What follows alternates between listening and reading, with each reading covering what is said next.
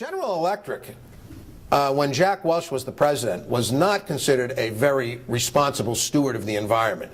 I happened to be the general counsel for environmental affairs for Massachusetts at the time when GE was fighting the cleanup of the Housatonic, the cleanup of the Hudson, and Jack Welch was personally behind trying to sue the Environmental Protection Agency to get certain federal environmental laws declared unconstitutional. I mean, he just didn't get environment, and he thought it was going to hurt his company. Jeff Immelt comes along and takes over the company, and his signature initiative becomes Eco-Magination. Eco-Magination. And he puts General Electric on a completely different path than Welch. Why?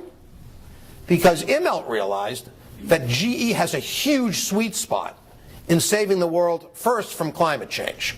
There's a gigantic overlap between what they do as a company and the needs of this world and of businesses to deal with carbon.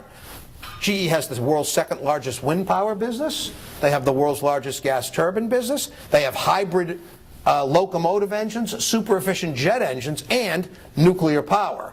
Now, I grew up in the shadow of Seabrook, so I have a view of nuclear power. But let's face it, if you think climate change is the end of Western civilization, you know, nuclear has got problems, but it doesn't create climate problems. So, and we are now seeing a renewed interest in nuclear on the strength of climate change. So Immelt realized that by focusing on this area, GE would do better, its shareholders would do better, and it was great for the environment.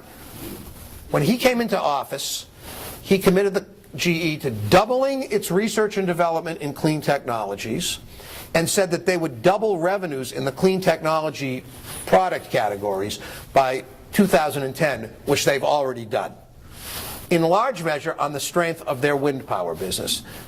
GE delightfully, for my purposes, bought the wind power business from Enron, okay, pretty cheaply. And that business has gone up in revenues by 2,000% since they bought it in 2002, mostly because China is desperate for any kind of power, including wind. But also in the United States, this will come maybe as a surprise, 1/3 of the newly installed electric capacity in this country last year was wind. Now, it's really hard to site a coal-fired plant. As those of you following Cape Wind know, it's not that easy to site a wind plant either, but it seems to be preferable. So this was a huge sweet spot for General Electric.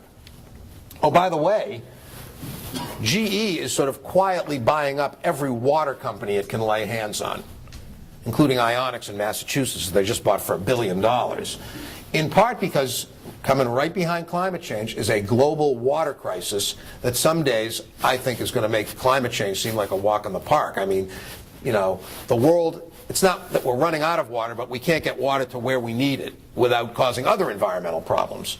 You know, Australia, which is basically running out of water, has now created all these gigantic desalination plants because that's the only way they can get water. But guess what? It takes a huge amount of energy to desalinate water, so it's going to be a climate change problem for the country. So, you know, we're having some real issues here, and GE is actually making money by helping to solve the problem.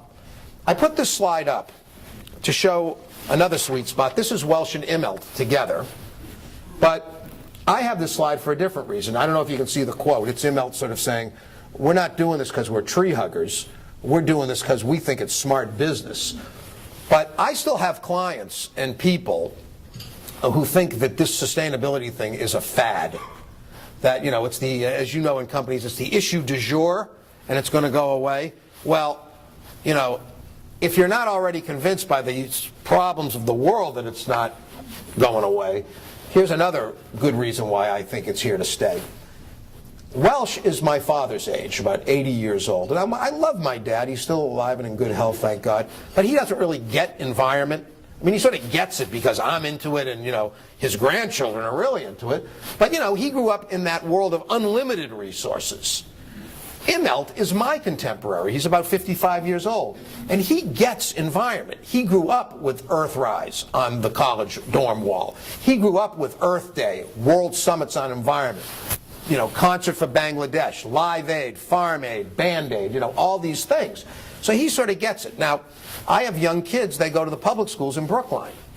When I drive them to school, as I do pretty much every morning, not this morning, thank you, but mostly, every day is Earth Day. at Heath School in Brookline, Massachusetts. Every day. They are recycling things that the bins have bins. I don't even know what they're doing half the time. My 7-year-old daughter knows more about the Brazilian rainforest than the average person walking down the street in Sao Paulo. So when my kids and your kids get to be the Jeff Immets of the world, the Carly Fiorinas, or the Barack Obamas, this is going to be just part of what they are thinking about dealing with. They've had it since they were born, and it's only going to get more challenging for that generation. So, demographically speaking, we're in this forever, I think.